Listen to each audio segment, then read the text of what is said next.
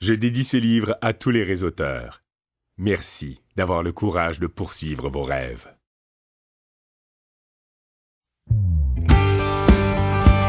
À propos de l'auteur. Eric Worre est un leader de la profession du marketing relationnel depuis plus de 25 ans. Au cours de sa brillante carrière en tant que professionnel du marketing relationnel, il a gagné plus de 15 millions d'euros, bâti des organisations totalisant plus de 500 000 distributeurs dans plus de 60 pays, été le président d'une entreprise de vente directe valant 200 millions d'euros, cofondé et été le président de sa propre entreprise, TPN de People Network, agit comme consultant dans l'industrie de la vente directe, touchant un revenu se situant dans les 7 chiffres. Au fil des années, Eric est résolument devenu un formateur aguerri et a animé partout dans le monde des événements en direct réunissant plus de 250 000 participants, leur enseignant comment devenir eux aussi des professionnels du marketing relationnel. Il a partagé la scène avec Anthony Robbins, le regretté Jim Rohn, Brian Tracy, Dennis Waitley, le regretté Stephen Covey, Tom Peters, Les Brown, le regretté Og Mandino, David Beck, Robert Kiyosaki, Harvey Mackay, Art Williams, Ken Blanchard, Tom Rath, Daniel Pink, Mark Victor Hansen, Jack Canfield, Jeffrey Gitomer, Tom Hopkins et un grand nombre d'autres sommités. En 2009, Eric a fondé NetworkMarketingPro.com, le site de formation le plus consulté dans le domaine du marketing relationnel et rejoignant des internautes de plus de 137 pays à travers le monde. Depuis sa création, Network Marketing Pro a diffusé des centaines de vidéos de formation gratuites et présenté des dizaines d'entrevues avec les distributeurs les plus emblématiques et prospères du monde, ainsi que les plus grands événements de formation de la profession du marketing relationnel. Eric termine chacune de ses vidéos avec cet énoncé qui est devenu sa marque de fabrique. Mesdames et messieurs, je vous souhaite de décider de devenir un professionnel du marketing relationnel, que vous deveniez un pro. Car c'est un fait bien réel, le marketing relationnel est la meilleure avenue à emprunter. Proclamons maintenant la nouvelle au monde entier.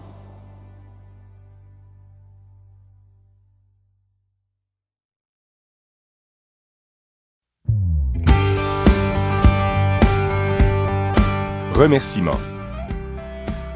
Je ne suis pas écrivain, je vous le dis d'entrée de jeu. La route sur laquelle j'ai cheminé et qui m'a conduit à écrire ce livre a été longue et sinueuse. De fait, je m'y suis attelé une demi-douzaine de fois et j'ai même fait appel à quelques prête-plumes pour m'y aider. Mais en fin de compte, je n'ai jamais été vraiment satisfait du résultat et je suppose que vous devrez donc vous contenter de mes propres mots. Je ne suis pas non plus le meilleur des réseauteurs. Il y a bien des gens meilleurs que moi, même si j'ai eu ce que la plupart des gens appelleraient une carrière couronnée d'un immense succès. Je crois que j'ai le don de détecter ce que font les gens qui réussissent haut la main et de le reproduire d'une manière qui peut être aisément comprise. Le marketing relationnel a un jargon qui lui est propre. Certaines entreprises appellent distributeurs les gens qui évoluent dans ce secteur d'activité. D'autres parlent de membres d'une équipe et d'autres encore de partenaires de marque, de promoteurs ou d'associés. Mais ne vous laissez pas distraire par ces diverses appellations en lisant ce livre. Concentrez-vous plutôt sur les concepts. Les concepts ne changent jamais, alors que les titres donnés aux réseauteurs varient toujours. Avant que nous entreprenions ce voyage ensemble, je tiens à remercier quelques personnes qui ont joué un rôle important tout au long de la rédaction de cet ouvrage. Merci à mon épouse Marina. Que Dieu bénisse le jour où tu es né, tout comme il m'a béni le jour où je t'ai enfin trouvé. Merci à mes enfants, Taylor, Alexandra, Daniela, Chandler et Dominique. Et à mon petit-fils, Ethan. Je suis si fier de vous. Je ne doute pas un seul instant que vous ferez de grandes choses dans ce monde. Merci à mes parents et à tous les membres de ma famille. Je ne vous remercierai jamais assez pour tout l'amour et tout le soutien que vous m'avez offert pendant toute ma vie. J'aime ma famille. Merci aux milliers d'amis que j'ai à travers le monde. Vous êtes vraiment ma famille élargie. On dit que l'amitié est une richesse. Je crois que c'est vrai. Grâce à vous, je suis un homme très riche. Merci à Chad Porter. Network Marketing Pro ne fonctionnerait pas sans toi. Merci aux membres de toute l'équipe pour votre travail acharné et votre dévouement. Merci à Melody Marler-Forshee. Merci d'être mon éditrice. et de m'avoir aidé à structurer ce livre. Je n'y serais jamais arrivé sans toi. Et merci à la profession du marketing relationnel. Merci de m'avoir sauvé la vie en 1988. Je suis devenu un homme meilleur et je lui en serai éternellement reconnaissant.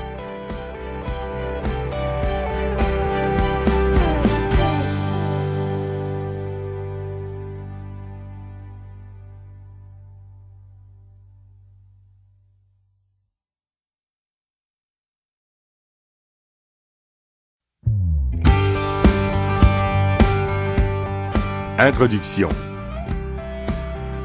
Je me rappelle le jour où j'ai découvert l'existence du marketing relationnel. C'était en janvier 1988. J'avais 23 ans et je vendais des biens immobiliers pour le compte d'une petite entreprise dont mon père et son ami, John Joyce, étaient les propriétaires. J'étais marié depuis peu et j'avais un petit garçon. J'avais de la difficulté à joindre les deux bouts et j'avais peur. L'année précédente, j'avais touché environ 45 000 € en commission, ce qui était très bien. Mais le problème, c'était que j'avais dépensé près de 60 000 € et que je n'avais rien mis de côté pour payer mes impôts qui allaient être exigibles dans quelques mois seulement. Lorsque John Joyce est entré dans mon bureau ce jour-là et il m'a dit « Eric, je pense que j'ai trouvé un moyen d'augmenter nos revenus. » Je lui ai répondu « Donne-moi des détails. » Il m'a raconté que l'un de ses amis avait quelque chose à nous montrer et qu'il nous invitait chez lui. Je suis donc monté dans ma voiture avec John et mon père et nous sommes allés voir ce qu'il en était. L'ami de John nous a escortés dans la salle de séjour, a inséré une cassette dans son magnétoscope et appuyé sur « Play ». Je me suis assis et j'ai regardé cette vidéo incroyable où se succédaient des images de manoirs et de limousines, ainsi que des témoignages de gens qui gagnaient des fortunes pratiquement du jour au lendemain. C'était si exagéré que je n'arrivais pas à croire que cela puisse être vrai, et j'ai donc dit à tout le monde que je pensais que ce n'était pas une bonne idée et que cela ne m'intéressait pas. Mes filtres mentaux naturels ne laissaient tout simplement pas passer cette information. Et puis, quelque chose d'intéressant s'est produit. John et mon père m'ont dit « D'accord, tant pis pour toi, mais nous allons quand même tenter notre chance. » Cela a eu un impact majeur sur moi, parce que la seule chose qui pouvait être pire que d'être fauché et endetté, c'était de les voir tous les deux gagner beaucoup d'argent sans moi. J'ai donc changé d'attitude. J'ai pris mon père à part et je lui ai demandé s'il pouvait me prêter un peu d'argent afin que je m'inscrive. Dieu merci, il a accepté, car cette décision de devenir réseauteur a complètement changé ma vie. À mes débuts, j'ai traité mon entreprise comme le font la majorité des gens, c'est-à-dire pas du tout comme une entreprise. J'ai fait quelques appels et j'ai espéré que mon timing et mon positionnement suffiraient, avec un peu de chance, à me faire gagner quelques euros. Et cela a fonctionné, au début. J'ai gagné un peu d'argent et c'était très intéressant. Mais je dois vous avouer quelque chose. Pendant ces quelques premiers mois, ma stratégie a été d'appeler rapidement tous les amis de mon père avant qu'ils n'aient le temps de le faire. Je pensais que si je communiquais avec eux, que je leur disais que mon père et John Joyce s'étaient eux aussi engagés et que je les conviais à une rencontre ou à un visionnement d'une vidéo et qu'ils se montraient intéressés, alors mon père ne protesterait pas puisque je faisais partie de son organisation. Le succès de cette stratégie a été limité, et comme vous pouvez l'imaginer, cela n'a pas duré très longtemps. Donc, 3 mois plus tard, les revenus que mon entreprise de marketing relationnel générait se sont taris d'un seul coup. Et en même temps, j'ai complètement perdu mon attitude positive. J'ai commencé à blâmer tout et tous pour mon manque de succès. Ma lignée ascendante, ou upline, ne m'aidait pas suffisamment. L'entreprise n'offrait pas une formation adéquate. Je ne connaissais pas assez de gens. Personne ne me respectait à cause de mon jeune âge. J'ai attribué mon échec au produit. J'ai mis en cause l'organisation de l'entreprise. J'ai accusé l'économie. J'ai rejeté la responsabilité sur tout le monde, sauf sur moi-même. Mais j'avais un gros problème. Blâmer le monde entier ne m'aidait pas à payer mes factures. Et j'avais quitté l'immobilier après avoir touché mon premier chèque de commission. Y revenir pour gagner de l'argent dans ce domaine serait trop long. Et je n'avais pas de diplôme universitaire. Il m'était donc impossible de trouver un emploi bien rémunéré. Le seul domaine qui pouvait m'apporter des liquidités était le marketing relationnel. J'ai donc retroussé mes manches et je me suis mis au travail. Au début, cela n'a pas été facile. De fait, j'ai dû rebâtir mon organisation 7 fois au cours des 3 premières années. Je la montais et elle s'effondrait, je la remontais et elle s'effondrait de nouveau. Encore et encore. Et encore. Au terme de ces 3 années, j'étais plus que découragé. J'avais, pour ainsi dire, perdu tout espoir. Et puis, il s'est passé quelque chose qui a changé ma vie. En fait, il s'agit d'une combinaison de 2 choses. C'était la veille d'un congrès de mon entreprise et je regardais le bulletin d'information à la télé. On y recevait un invité qui était spécialisé dans un domaine dont je ne garde plus le souvenir. Voici ce qui m'a traversé l'esprit. Comment quelqu'un peut-il devenir un spécialiste dans ce domaine? La seule explication que j'ai pu trouver, c'est que cette personne avait dû décider d'acquérir de l'expérience, d'apprendre le plus possible, de lire tous les livres pertinents, de parler à beaucoup de gens et de tout apprendre dans ce domaine jusqu'à en devenir un expert. Le lendemain, j'ai assisté au congrès de l'entreprise et j'ai observé une superstar après l'autre traverser la scène. Et puis, c'est comme si j'avais été frappé par la foudre. Un déclic s'est finalement produit dans mon esprit et j'ai compris que si j'en prenais délibérément la décision, je pourrais devenir un professionnel du marketing relationnel. Je pourrais me concentrer sur les compétences propres à ce domaine. Je pourrais m'y exercer jusqu'à ce que je devienne un expert. Et personne ne pourrait m'arrêter. Jusqu'à ce moment-là, je cherchais sans cesse des raccourcis. J'espérais avoir de la chance. J'espérais parrainer la superstar qui allait tout changer. Et j'avais peur de rater ma chance si cela ne se produisait pas rapidement. En un instant, tout a changé. J'ai compris que je n'avais pas à me soucier de la chance. Le timing et le positionnement étaient bien beaux, mais non nécessaires à ma réussite à long terme. Je n'avais pas à me soucier de ma ligne ascendante, de connaître les bonnes personnes, ni de quoi que ce soit d'autre. Tout ce que j'avais à faire, c'était de devenir un expert. Ce jour-là, j'ai donc décidé de voir les choses autrement et de développer les compétences qui me permettraient de devenir un professionnel du marketing relationnel. C'est une journée qui a changé ma vie. Depuis, mon existence a été une aventure extraordinaire. Le marketing relationnel est devenu une carrière pour moi. Je gère mon temps comme je l'entends. J'ai fait la connaissance de gens sensationnels partout dans le monde. J'ai aussi rejoint des centaines de milliers de personnes à travers le monde et j'ai eu un impact sur leur vie. Je sillonne la planète, j'apporte ma contribution à des causes qui me tiennent à cœur et, plus important encore, je suis devenu une meilleure personne au cours de ce processus. Tout cela m'est arrivé et peut vous arriver à vous aussi. Dans cet ouvrage, je vous révélerai les principes fondamentaux qui pourront vous aider à devenir un professionnel du marketing relationnel. Ils m'ont bien servi au cours des quelques dernières décennies et je sais qu'ils vous serviront tout aussi bien. Bienvenue à bord. Vous êtes sur le point de vivre une aventure palpitante.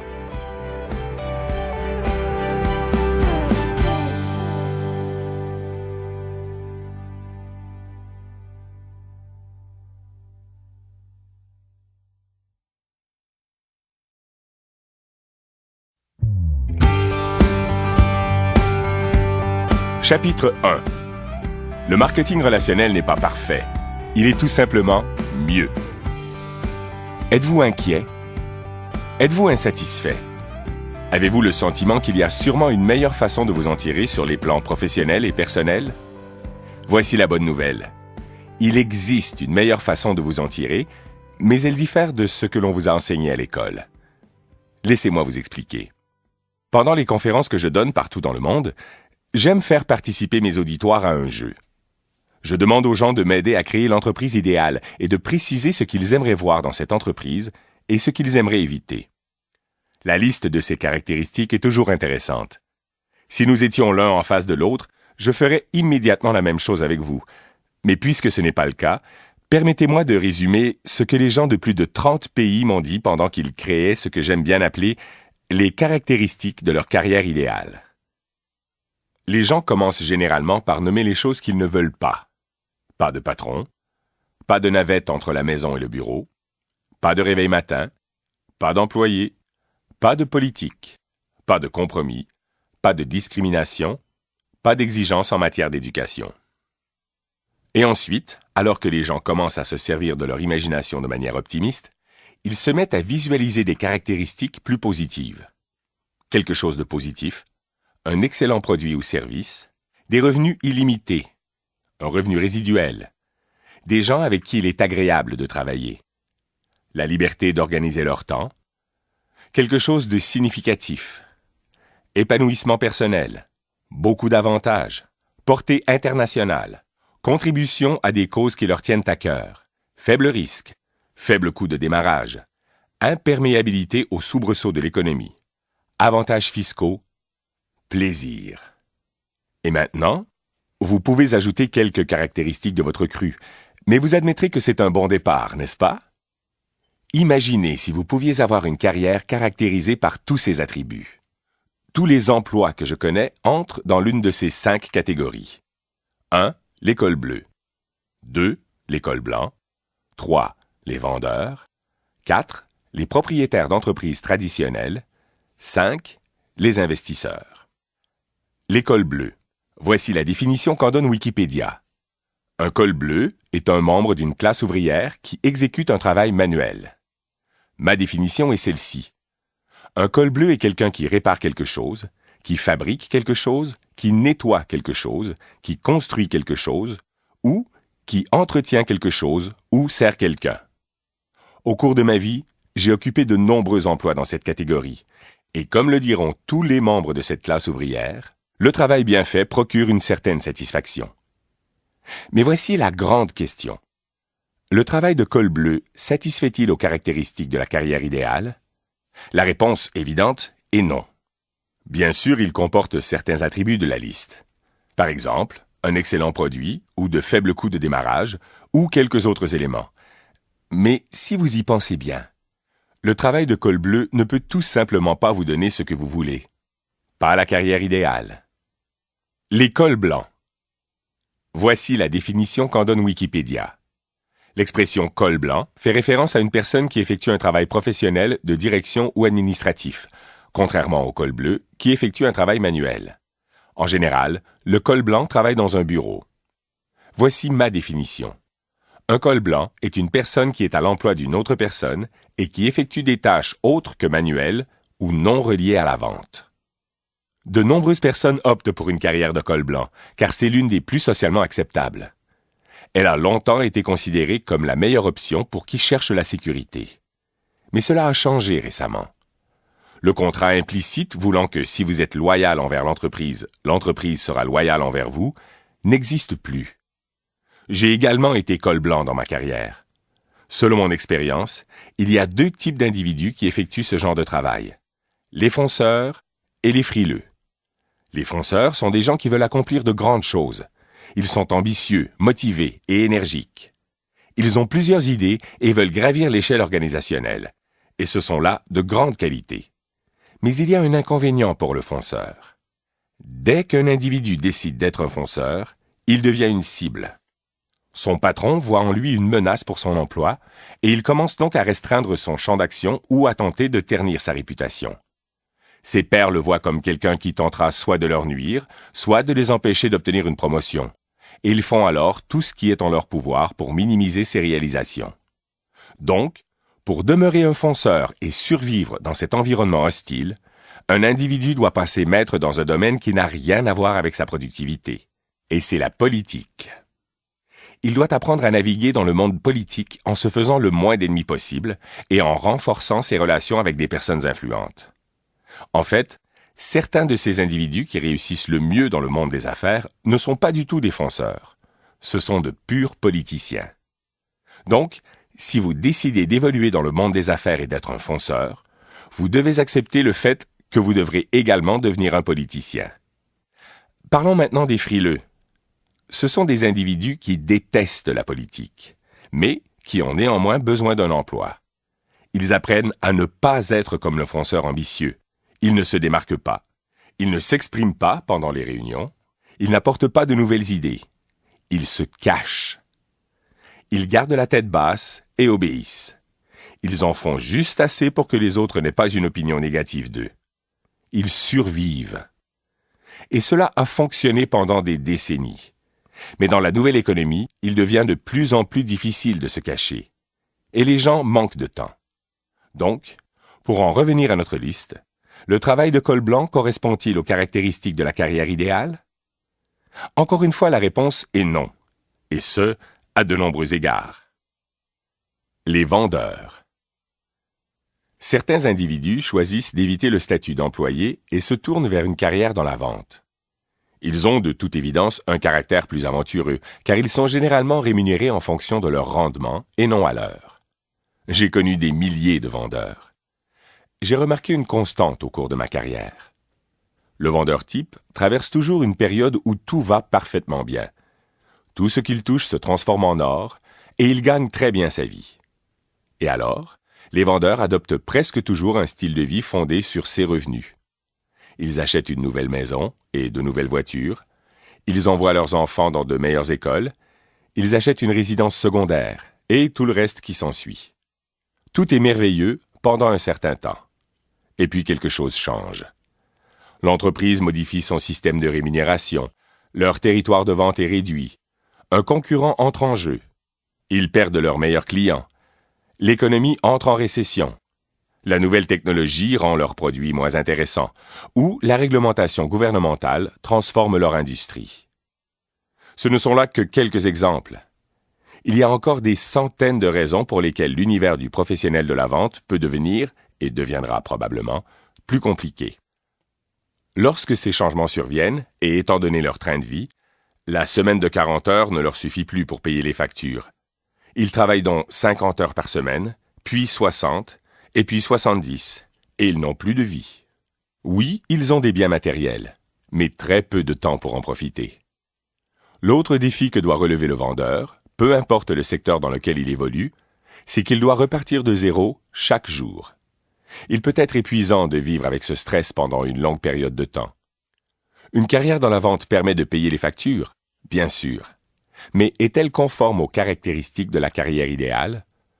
Encore une fois, la réponse est non. Les propriétaires d'entreprises traditionnelles. Certains individus optent pour le grand rêve en fondant leur propre entreprise où ils seront leurs propres patrons et prendront les décisions. C'est une idée excitante, n'est-ce pas? Mais voici quelle est la réalité pour la plupart des gens. Étape 1. Ils utilisent toutes leurs économies, ils s'endettent et, souvent, empruntent de l'argent à des amis et à des membres de leur famille pour démarrer. Étape 2. Ils s'endettent encore plus sous forme de baux et de garanties personnelles de toutes sortes. Étape 3. Au lieu de focaliser sur leurs points forts, supposons qu'ils excellent dans la vente et décident de créer leur propre entreprise, ils doivent tout faire pour tout le monde. Ils agissent comme un avocat pour les questions juridiques, de comptable pour les questions financières, de nounou pour les questions liées aux employés, de négociateur pour les questions relatives aux achats et d'agent de recouvrement pour les questions reliées aux comptes clients. Ils finissent même par sortir les poubelles. Ils font tout sauf vendre, ce en quoi ils excellaient au départ. Étape 4. Ils se débattent. Au lieu de posséder l'entreprise, c'est l'entreprise qui les possède. Ils sont les premiers à arriver au travail et les derniers à partir. Après avoir payé tous les employés, ils pourront peut-être ramener à la maison suffisamment d'argent pour payer leurs propres factures, sans compter réduire la dette qu'ils ont contractée pour se lancer en affaires. Étape 5. Ils réussissent ou ils échouent. Soit ils arrivent à faire prospérer leur entreprise, soit cette dernière s'écroule, et souvent, ils doivent alors déclarer faillite et redevenir col blanc ou vendeur. Et même s'ils réussissent, cela signifie généralement toute une vie marquée par de longues heures de travail et le stress. Cela semble romantique, n'est-ce pas? Si vous n'avez encore jamais créé votre propre entreprise, demandez à des amis qui l'ont fait si cette description est exacte. La majorité des individus qui créent une entreprise traditionnelle ne se soucient pas de toucher un rendement du capital investi. Ils veulent seulement récupérer leur mise. Il est assez évident que l'entreprise traditionnelle n'offre pas la carrière idéale telle que nous l'avons décrite. Les investisseurs. La dernière catégorie dans laquelle on peut gagner sa vie dans le monde d'aujourd'hui est celle des investisseurs. Et de quoi avez-vous besoin pour devenir un investisseur? D'argent, n'est-ce pas? Si vous n'avez pas beaucoup d'argent, il vous sera très difficile de gagner décemment votre vie avec le rendement du capital investi, surtout si vous êtes prudent de manière à réduire les risques de perte. Mais supposons que vous investissez. De quoi aurez-vous encore besoin pour réussir? Vous devrez posséder des connaissances et des compétences incroyables. Je connais plus de gens que je ne peux en compter qui, pendant des années, ont très bien réussi en tant qu'investisseurs immobiliers. Mais lorsque le marché immobilier a radicalement changé, leurs compétences n'ont pas pu les aider. Ils ont beaucoup perdu. Aimeriez-vous investir dans une petite entreprise traditionnelle? Bonne chance. Dans la majorité des cas, vous ne seriez pas un investisseur, mais plutôt un philanthrope. Qu'en est-il du marché des valeurs mobilières? Les gens réussissent bien dans cette arène, non? C'est vrai pour quelques-uns, du moins de temps en temps. Mais je connais davantage de gens qui ont perdu plus d'argent qu'ils n'en ont gagné, surtout au cours de la dernière décennie. Il est très difficile de toucher un rendement garanti du capital investi lorsqu'on ne contrôle pas la situation. Et croyez-moi, en tant qu'investisseur, vous ne contrôlez rien. Tout peut arriver, du jour au lendemain. Permettez-moi de vous raconter une histoire pour illustrer ce point. À la fin de 2001, j'avais un grand train de vie. Je venais de vendre une entreprise que j'avais cofondée et je travaillais comme consultant contre des honoraires très élevés. En guise de paiement à l'issue de la vente, j'avais obtenu 170 000 actions de la nouvelle entreprise. Elle était inscrite à la bourse de New York et l'action se négociait à environ 44 €, ce qui signifiait que la valeur de mes actions s'élevait à environ 7,5 millions d'euros. J'avais de gros revenus et un excellent portefeuille. La vie était belle. J'ai utilisé une partie de mes actions pour garantir un prêt d'environ 2 millions d'euros pour la construction de la maison de mes rêves.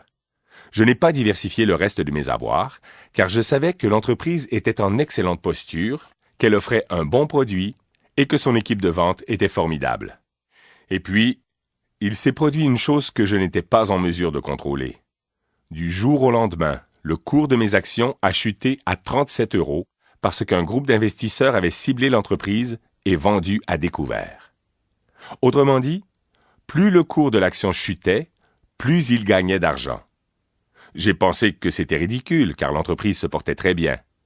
J'ai donc acheté d'autres actions à 37 €, utilisant mon avoir actuel comme garantie, sachant que le cours de l'action remonterait. Il est passé à 33 €. J'ai acheté encore davantage d'actions. Le cours a chuté à 27 €. J'ai commencé à recevoir des appels de marge, ce qui signifiait que si je ne lui envoyais pas d'argent, la maison de courtage vendrait mes actions pour couvrir les pertes. Je n'avais pas cet argent. Le cours de l'action a continué à descendre. Il a chuté à 10 € et mes 7,5 millions d'euros ont disparu. Pouf! Tout cela en moins de 90 jours. Le cours de l'action a fini par remonter et l'entreprise a été transformée en une entreprise à capital fermé et les actions se sont négociées à 65 € l'unité. Mais je n'étais pas là pour en tirer profit. J'étais ruiné. Aurais-je pu me montrer plus intelligent? Bien sûr. Ai-je fait des erreurs? Absolument. Mais voici la leçon que j'en ai tirée. Si vous voulez devenir investisseur, vous devez admettre que les choses échappent à votre contrôle de temps en temps. Et lorsque cela arrive, cela peut vous coûter très cher. Revenons donc aux caractéristiques de la carrière idéale. Est-ce que la carrière d'investisseur correspond à notre liste? Je ne crois pas. Nous avons parlé des cols bleus, des cols blancs, des vendeurs, des propriétaires d'entreprises traditionnelles et des investisseurs. Aucune de ces carrières ne répond aux critères de la carrière idéale. Est-il même possible d'avoir une carrière idéale? La réponse est oui. Mais pour connaître une telle carrière, vous devez d'abord comprendre que tout est en train de changer. Les anciens modèles de rémunération sont morts ou en train de disparaître, et nous traversons la plus grande métamorphose économique que nous connaîtrons de notre vivant. La nouvelle économie. Le monde tel que vous le connaissez a changé. Pour les gens qui n'admettent pas ce fait, ce sera la pire des époques. Pour ceux qui le reconnaissent, ce sera la meilleure.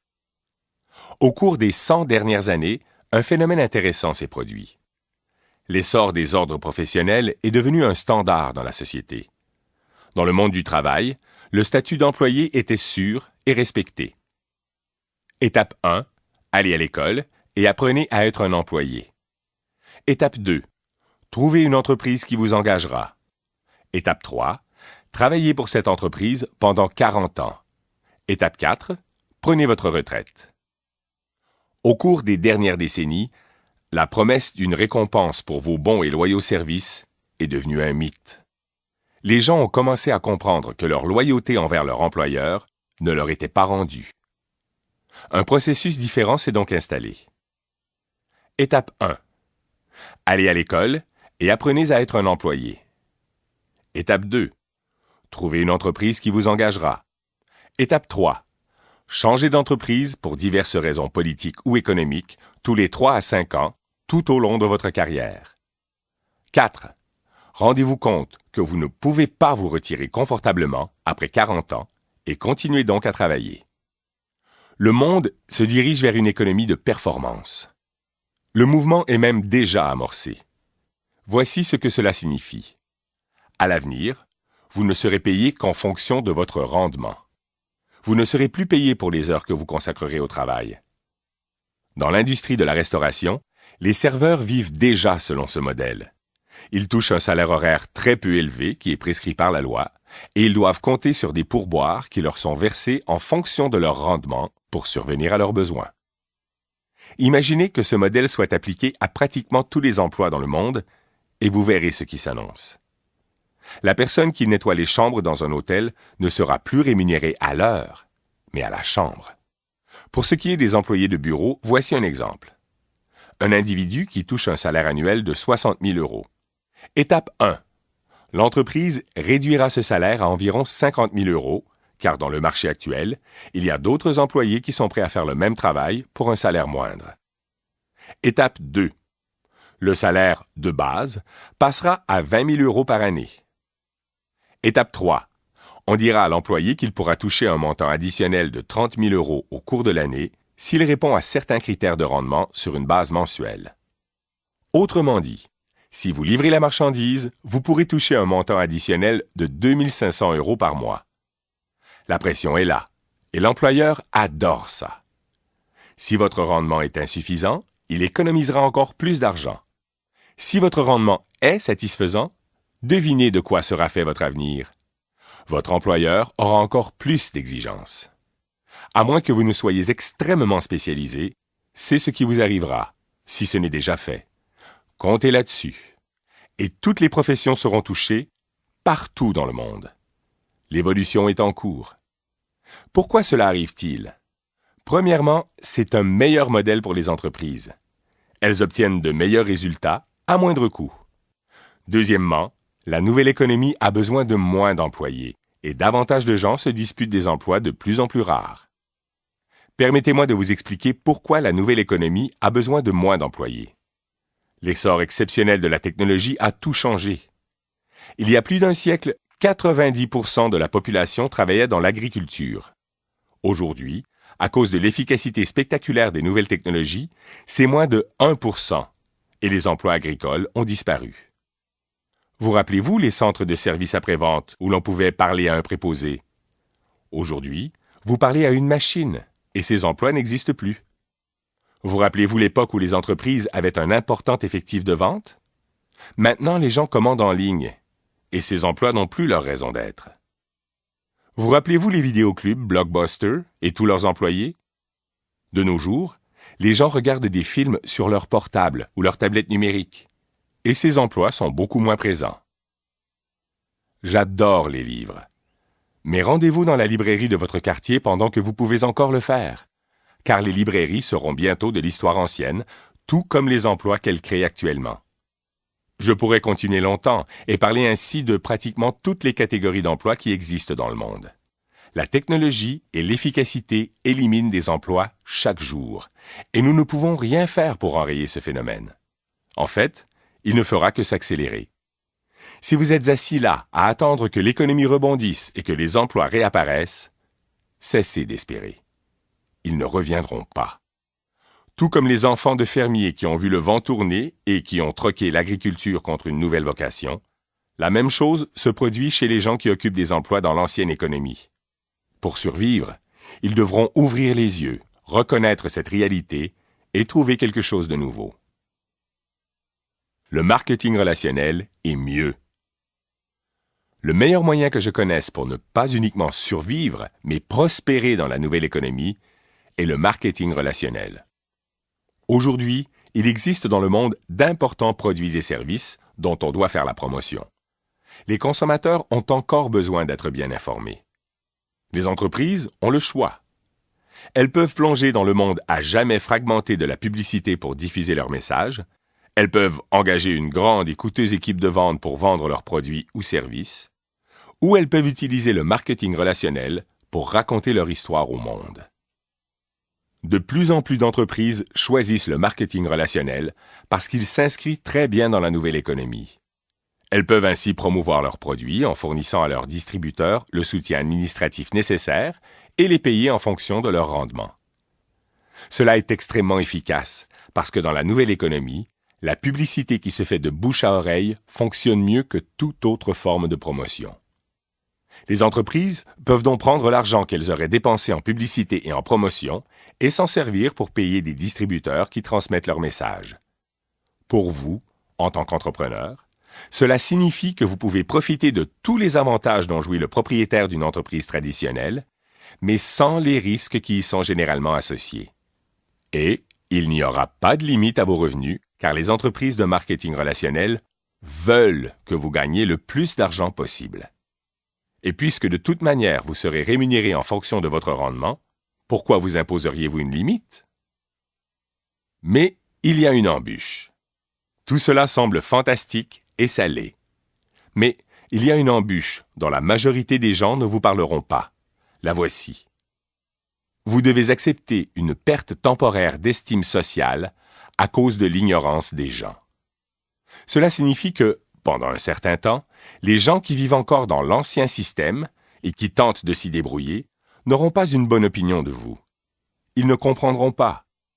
Ils penseront que vous êtes fou de vous être lancé dans le marketing relationnel. En fait, le mot « accepter » n'est pas tout à fait juste. Vous devez faire plus que ça. Vous devez endosser cette perte temporaire d'estime sociale attribuable à l'ignorance des gens. Vous voyez l'avenir avant même qu'il devienne apparent pour les autres. Vous êtes celui qui est intelligent. Vous êtes la personne qui passe à l'action dans le but de connaître une vie meilleure. Il y a une raison pour laquelle les gens n'auront pas une bonne opinion de vous. Et ce n'est pas uniquement parce qu'ils pataugent dans l'ancien système. Voyons si je peux vous aider à mieux comprendre ceci. Car si vous décidez de faire du marketing relationnel votre profession, il est important que vous soyez au courant. La majorité des gens ont soit adhéré à une entreprise de marketing relationnel, ou bien connaissent quelqu'un qui l'a fait. Voici ce qui traverse l'esprit de presque tous ceux qui décident de s'engager dans cette profession. Oui, je connais 5 ou 6 personnes qui pourraient faire la même chose. Ma sœur serait fantastique. Mon ami adore ce genre de choses. Et je connais aussi cette autre personne qui ferait un travail extraordinaire. Très bien, je m'engage. En d'autres termes, ils ne choisissent pas d'en faire une profession. Ils espèrent seulement avoir de la chance, recruter quelques personnes pour récupérer leur coût de démarrage, s'asseoir ensuite tranquillement et attendre que l'argent coule à flot. Cette idée d'être payé pour les efforts de quelqu'un d'autre est séduisante, mais elle est aussi souvent mal comprise. Ils n'ont pas créé une véritable entreprise, ils ont plutôt acheté un billet de loterie. Imaginez un billet de loterie avec 6 cases à gratter. Ces cases représentent chacune des personnes que les nouveaux distributeurs pensent pouvoir joindre sans faute. Et à cause de leur manque de compétences, la majorité d'entre eux se retrouvent les mains vides. Ils ne gagnent pas plus qu'avec un billet de loterie. Cela ne devient qu'une autre occasion d'affaires perdue, et étant donné qu'ils ont agi sans savoir ce qu'ils faisaient, ils peuvent très bien avoir malmené quelques amitiés en cours de route. Ils déchirent donc le billet de loterie, et au lieu de reconnaître qu'ils n'ont pas vraiment assuré le démarrage de leur entreprise, ils rejettent le blâme sur le marketing relationnel et veillent à le crier sur tous les toits. Écoutez, je sais de quoi je parle. J'ai tenté ma chance. J'ai parlé à tous les gens que je connais et le marketing relationnel ne fonctionne tout simplement pas. Économisez votre argent. Voici ce que vous devrez gérer si vous choisissez cette profession. Les opinions de gens ignorants qui pensent avoir fait ce qu'il faut et qui concluent que cela ne fonctionne pas. Si vous croyez ne pas être capable de supporter ça, alors le marketing relationnel n'est pas pour vous. Mais si vous pouvez surmonter cette embûche, alors le monde vous appartient. Ceux qui embrassent cette carrière gagnent beaucoup d'argent. Les entreprises verseront des sommes illimitées à leurs distributeurs qui peuvent aider les non-voyants à voir, éduquer l'ignorant et bâtir des communautés de gens qui partagent les mêmes idées. Certaines personnes aiment dire « la perception est la réalité ». J'ai horreur de cette affirmation. Tous les grands leaders de ce monde l'ont ignoré pendant des siècles. Et si Nelson Mandela avait dit que la perception est la réalité? Et si Martin Luther King Jr. avait dit que la perception est la réalité? Et si Steve Jobs avait dit que la perception est la réalité? Les grands leaders de ce monde ont dit « La réalité est la réalité. Et je ferai tout ce qui est en mon pouvoir pour aider les gens à comprendre ce fait. » C'est vrai. Le marketing relationnel n'est pas parfait. Il est tout simplement mieux. Et ça, c'est la réalité.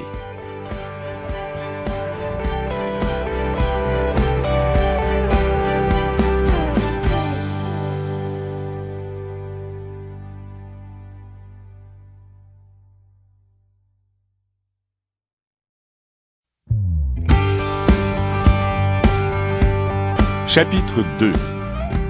Si vous vous lancez dans le marketing relationnel, décidez d'être un professionnel.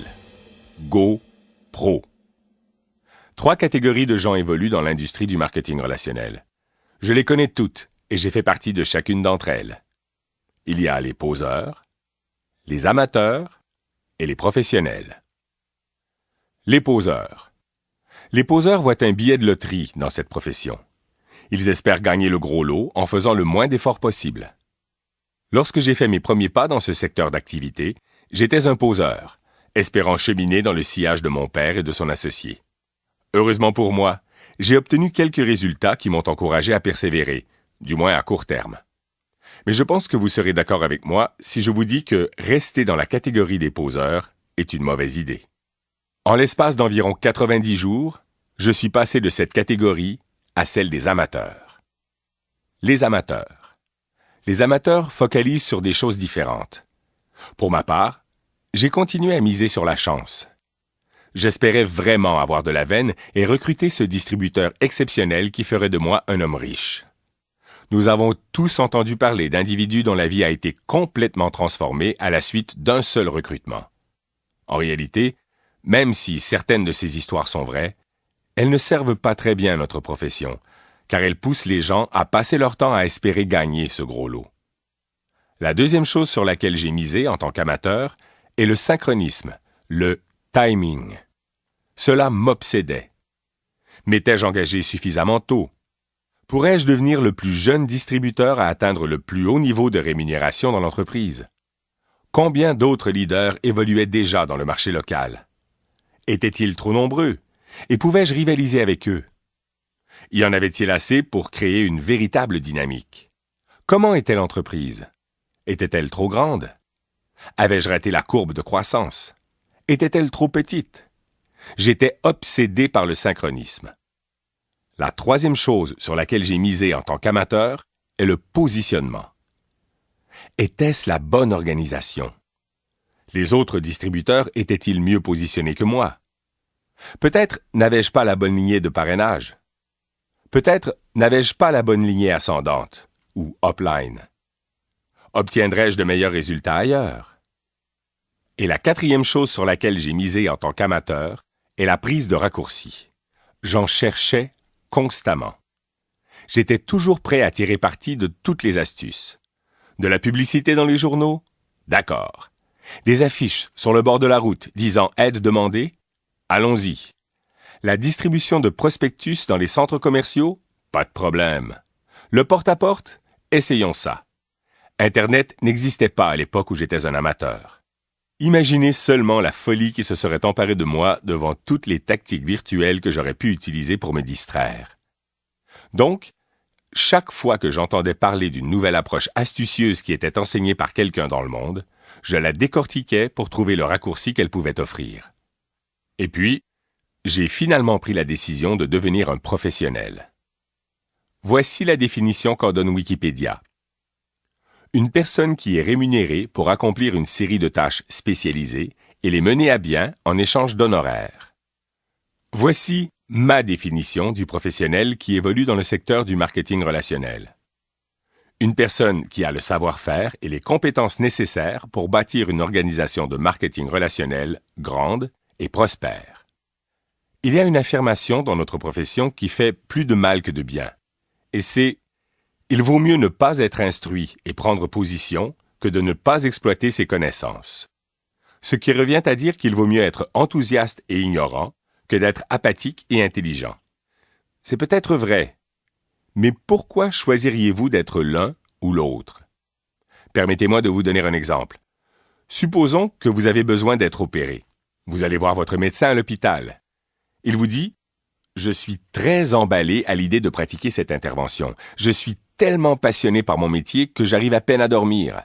Il n'y a personne sur Terre qui veut vous aider plus que moi. » Vous dites « Wow, merci docteur. Depuis combien de temps pratiquez-vous ce genre d'intervention? » Et il dit « Eh bien, je n'ai jamais étudié pour pratiquer cette intervention en particulier et je n'en ai jamais fait. Mais ce n'est pas grave, parce que cela me passionne. » Comment vous sentiriez-vous? L'enthousiasme est merveilleux, mais vous devez un jour ou l'autre jumeler la passion avec la compétence. Les athlètes professionnels passent des heures et des heures à se préparer à la compétition. Mais lorsqu'ils adhèrent à une entreprise de marketing relationnel, ils ne consacreront pas une seule journée à l'apprentissage des compétences requises.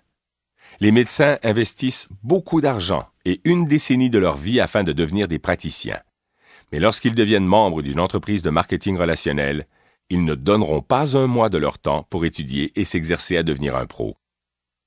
Dans son ouvrage intitulé « Les prodiges », Malcolm Gladwell affirme que, selon ses recherches, il faut pratiquer environ 10 000 heures pour devenir un expert dans sa profession. Avec 4 heures de pratique par jour, cela équivaut à environ 7 ans. Cette formule s'applique également au marketing relationnel. Il vous faudra environ 7 ans pour devenir un distributeur de classe mondiale. Heureusement, la profession pardonne les erreurs et vous pouvez gagner beaucoup d'argent pendant cette période où vous apprendrez à devenir un expert. Le secret consiste à ne pas devenir suffisant. Ne cessez pas d'apprendre pendant que vous gagnez de l'argent. Lorsque j'ai pris la décision de devenir pro, tout a changé pour moi. J'ai cessé de focaliser sur la chance, le synchronisme, le positionnement et les raccourcis. J'ai même cessé de focaliser sur l'argent. Mon univers a changé lorsque j'ai commencé à me concentrer sur mes compétences et que j'ai pris l'engagement de pratiquer, pratiquer et pratiquer jusqu'à ce que je les maîtrise. Une autre chose s'est produite lorsque j'ai décidé de devenir pro. Tout à coup, mon groupe a commencé à grandir. C'est comme si les gens pouvaient sentir mon changement d'attitude et mon engagement envers l'excellence et qu'ils voulaient en faire partie. Pensez à un moment de votre vie où vous vous êtes trouvé dans l'entourage d'une personne qui était engagée envers l'excellence. C'était peut-être un professeur, un entraîneur, un patron ou un ami. Comment vous sentiez-vous en sa présence? C'était inspirant, n'est-ce pas? Vous découvrirez que vous devenez une inspiration pour les autres lorsque vous franchirez ce pas important. Conclusion. Si vous avez l'intention de vous lancer dans le marketing relationnel, prenez la décision de bien faire les choses et voyez-y une véritable profession. Si vous devenez un pro, vous trouverez cela merveilleux. Si vous demeurez un poseur ou un amateur, vous connaîtrez une existence misérable. Vous avez certainement remarqué que j'utilise beaucoup le mot « profession ». C'est intentionnel. Le marketing relationnel est bien plus qu'un projet. Ce n'est pas une industrie, c'est une profession. Si vous faites bien les choses, c'est véritablement un choix de carrière. Cela peut vous permettre de quitter un emploi qui ne vous rend pas heureux et vous apporter la liberté totale. C'est pour cette raison que j'ai appelé mon site web networkmarketingpro.com. Voici ce que je dis aux gens tous les jours. Mesdames et messieurs, je vous souhaite de devenir un professionnel du marketing relationnel. Je souhaite que vous deveniez pro, car il ne fait absolument aucun doute qu'une merveilleuse avenue s'offre à vous. Proclamons maintenant la nouvelle au monde entier. Lorsque le site a été lancé le 11 mars 2009, très peu de gens se qualifiaient de professionnels du marketing relationnel. Ce n'est plus le cas. Des millions de gens ne voient plus du même œil ce secteur d'activité et j'en suis fier. J'ai hâte à ce jour où il ne sera pas rare que l'on entende les gens dire « Je suis médecin, mais je suis également un professionnel du marketing relationnel. Je suis un travailleur de la construction, mais je suis également un professionnel du marketing relationnel. Je suis un athlète, mais je suis également un professionnel du marketing relationnel. » Plus les gens entendront ces mots, plus le monde sera prêt à emprunter une meilleure avenue.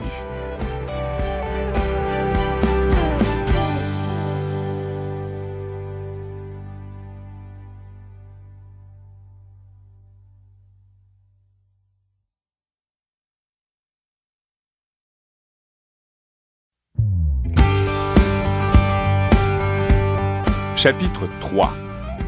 Comme dans toute profession, vous devrez acquérir certaines compétences. J'espère que j'ai réussi à vous convaincre que le marketing relationnel est la meilleure avenue à emprunter.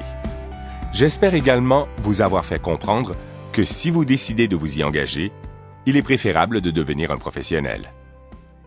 L'étape suivante consiste à reconnaître que vous devrez acquérir certaines compétences. Mais avant d'examiner ces compétences, permettez-moi de vous annoncer quelques bonnes nouvelles. Contrairement à la majorité des professions, le marketing relationnel n'exige pas que vous dépensiez beaucoup d'argent pour faire votre apprentissage.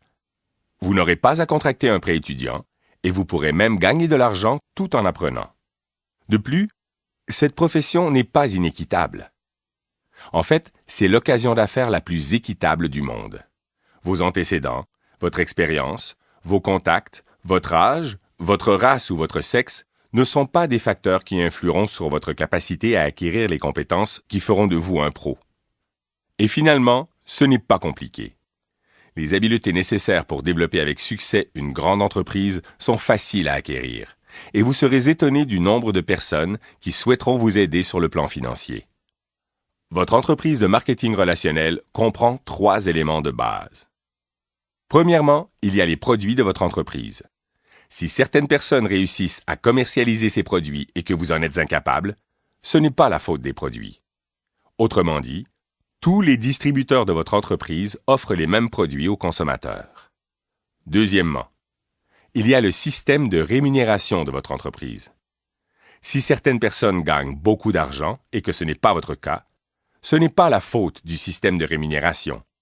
Il n'y en a pas un pour les hommes et un autre pour les femmes. Le système de rémunération n'est pas conçu en fonction d'un groupe d'âge, d'un niveau d'éducation ou de la couleur de la peau. Il est le même pour tous. Le troisième élément est le plus important de tous, et c'est vous. En fait, vous êtes l'unique variable. Tout le monde a le même produit et le même système de rémunération. Mais c'est vous qui ferez la différence entre le succès et l'échec. Cela signifie que vous devez dès maintenant assumer pleinement la responsabilité de votre entreprise de marketing relationnel. Prenez, dès aujourd'hui, la décision de ne jamais blâmer quiconque ou quoi que ce soit pour une absence de résultat. En fait, il y a une sorte d'épidémie qui sévit dans l'univers du marketing relationnel. Lorsqu'ils ont des problèmes, les gens adorent tout simplement attribuer leur insuccès à leur lignée ascendante, leur upline, les gens qui se trouvent au-dessus d'eux dans la structure organisationnelle. Si ma lignée ascendante avait fait ceci ou cela pour moi, tout irait mieux. Si vous voulez vraiment bâtir une grande entreprise prospère, j'aimerais vous encourager à faire quelque chose d'important. J'aimerais que vous disiez adieu à votre lignée ascendante. Appelez les membres de votre upline et dites-leur, par exemple, « Je veux vous remercier pour cette occasion d'affaires. Je l'apprécie. Il était important pour moi de me lancer en affaires et je suis reconnaissant que vous m'ayez fait connaître cette entreprise en laquelle vous croyez et en laquelle je crois maintenant moi aussi.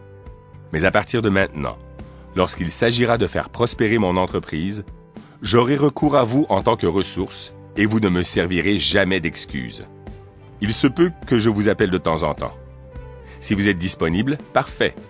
Si vous ne l'êtes pas, c'est encore parfait. Je vais faire prospérer mon entreprise et je comprends une chose. Tout commence et finit avec moi. Tout change lorsque vous assumez entièrement la responsabilité de votre carrière dans le marketing relationnel. Seriez-vous étonné d'apprendre qu'il n'y a que 7 habiletés de base qui sont requises pour ériger une grande entreprise de marketing relationnel? 7, pas 70. Chacune d'elles est plutôt élémentaire. mais je suis toujours surpris du peu d'efforts que les gens mettent dans leur acquisition. Si l'on offrait un cours de marketing relationnel au collège, il serait l'un des plus faciles à suivre. Acquérir ces aptitudes n'est pas sorcier, et vous serez heureux d'apprendre qu'elles figurent parmi les habiletés qui génèrent les revenus les plus élevés du monde. Explorons-les maintenant une à la fois.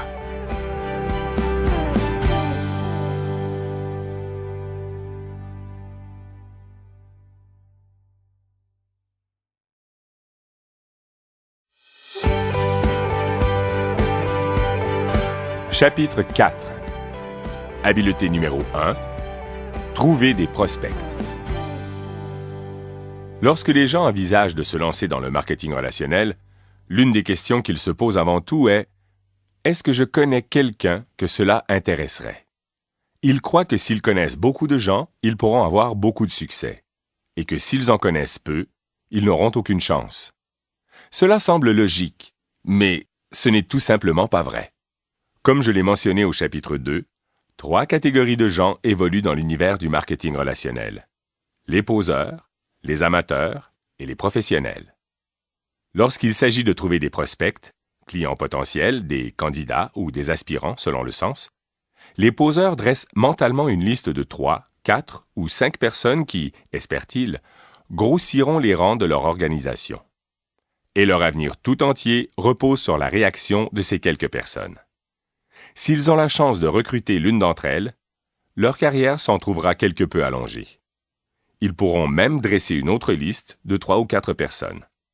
Et encore avec un peu de chance, ils choisiront de passer du rang de poseur à celui d'amateur.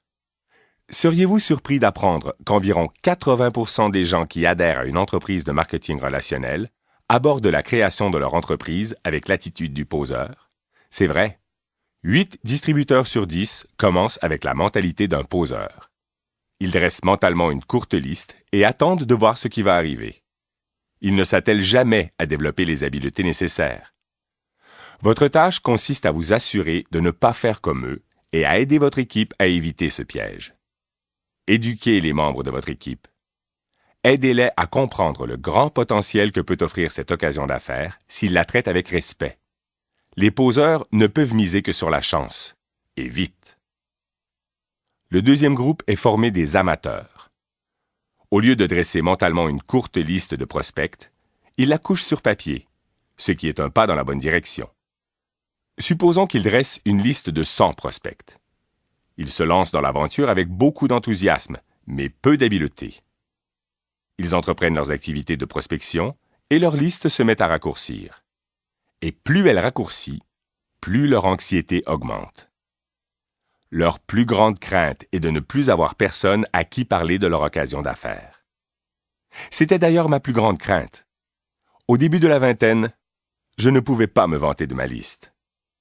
Comme je l'ai déjà mentionné, j'ai tenté d'utiliser les contacts de mes parents au début, et il ne m'a pas fallu longtemps pour être à court de noms sur ma liste.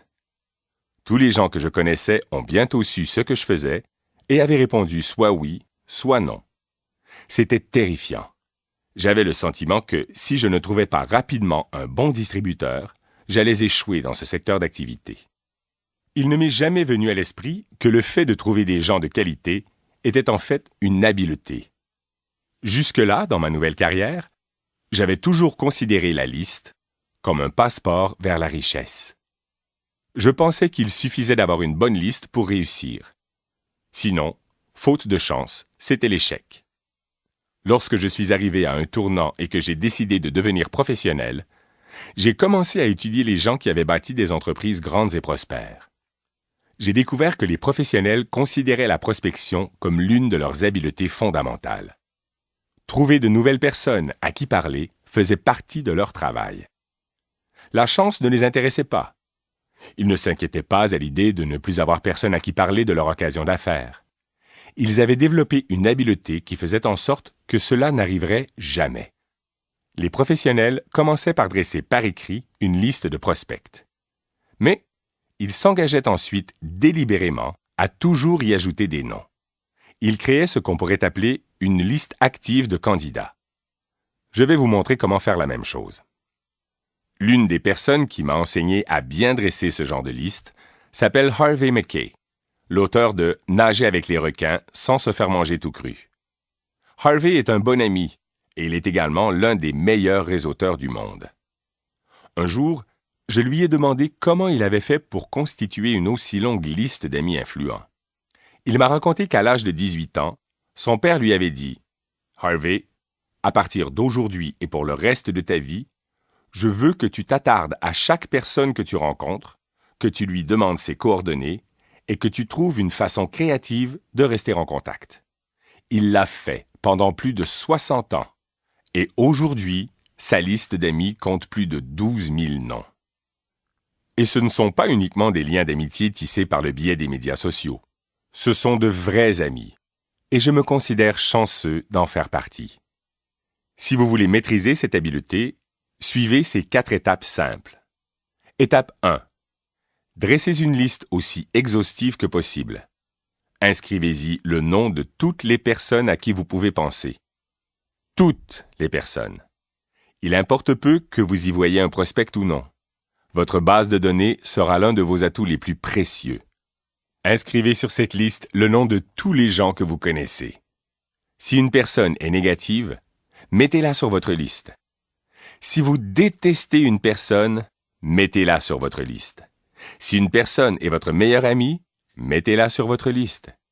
Si une personne dit « Jamais je ne toucherai au marketing relationnel », mettez-la sur votre liste. Si une personne a 98 ans, mettez-la sur votre liste. Et si elle a 18 ans, mettez-la sur votre liste. Il est important de dresser cette liste, car alors que vous vous videz l'esprit sur le papier, cela crée de l'espace pour de nouveaux contacts. Lorsque vous notez le nom de votre neveu, vous penserez aux gens qui gravitent autour de lui. Tous ces liens deviendront apparents à mesure que votre liste s'allongera. Pensez à tout, à toutes les organisations dans lesquelles vous avez été impliqué, à tous les groupes dont vous avez fait partie, à tout ce que vous avez fait au cours de votre vie. Si vous faites bien cet exercice, votre liste comptera des centaines et des centaines de noms, peut-être même des milliers. Il n'est pas nécessaire de tenter de recruter toutes les personnes qui se trouvent sur votre liste. C'est à vous de décider. Mais il est extrêmement important d'effectuer le travail nécessaire pour illustrer votre réseau sur papier. Étape 2. Avez-vous déjà entendu parler du concept voulant que nous ne soyons qu'à 6 contacts de toute personne dans le monde? 6 degrés de séparation? J'ignore si c'est un mythe ou une réalité, mais je crois au concept. La deuxième étape consiste à examiner votre liste et à penser aux gens que les personnes qui s'y trouvent connaissent. Le deuxième degré de séparation. Il y a de fortes chances que vous en connaissiez la majorité vous aussi. Pensez aux membres de votre famille. Qui connaissent-ils? Ajoutez ces personnes à votre liste. Pensez à vos amis. Qui connaissent-ils? Ajoutez ces personnes à votre liste.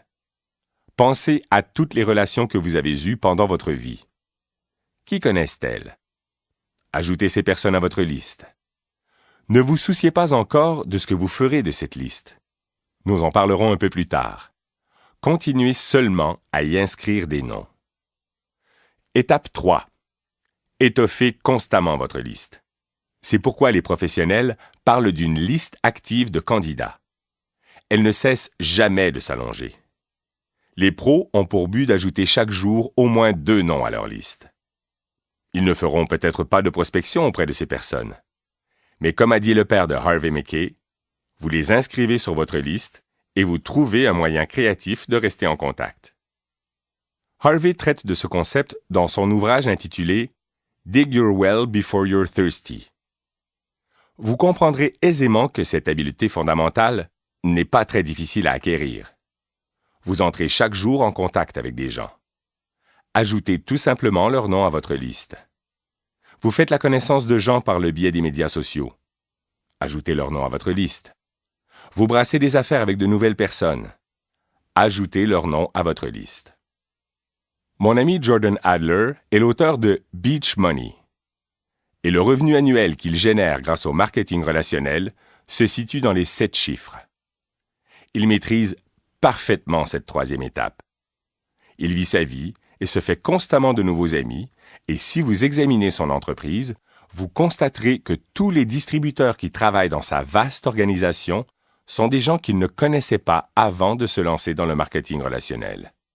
Il est un pro. Les professionnels développent une grande sensibilité. Ils prêtent attention au monde qui les entoure. Ils savent qu'ils feront constamment de nouvelles connaissances. Les poseurs et les amateurs ne s'en rendent même pas compte. Ils se contentent de traverser chaque journée en disant « Qui donc? Je ne vois personne. » À quel point serait-il difficile pour vous de faire preuve d'une plus grande vigilance et d'ajouter chaque jour 2 noms à votre liste? Pensez-y. Si vous le faisiez 6 jours par semaine, vous inscririez 600 nouvelles personnes par année. Faites-le pendant 5 ans et votre liste comptera plus de 3000 noms. Voyez-vous pourquoi les professionnels ne s'inquiètent pas à l'idée de n'avoir plus personne à qui parler? Mais comprenez-moi bien, je ne vous dis pas de vous jeter sur ces gens dès votre première rencontre afin de leur présenter votre occasion d'affaires. Certains réseauteurs font cette erreur, et ce n'est pas bon. Contentez-vous d'ajouter leur nom à votre liste, de vous en faire des amis, de tisser des liens, et lorsque le moment vous semblera propice, vous pourrez les aider à comprendre ce que vous avez à offrir. Étape 4. Faites-vous sciemment des relations. Les professionnels tissent délibérément leur réseau. Il est difficile de faire de nouvelles connaissances si l'on reste caché du reste du monde. Sortez, amusez-vous, inscrivez-vous dans un nouveau gymnase, adonnez-vous à un nouveau passe-temps, faites du bénévolat pour une cause qui vous tient à cœur. Trouvez des endroits et des organisations où vous pourrez rencontrer des gens. Cela sera non seulement bénéfique pour votre entreprise, mais vous vous ferez quelques excellents amis.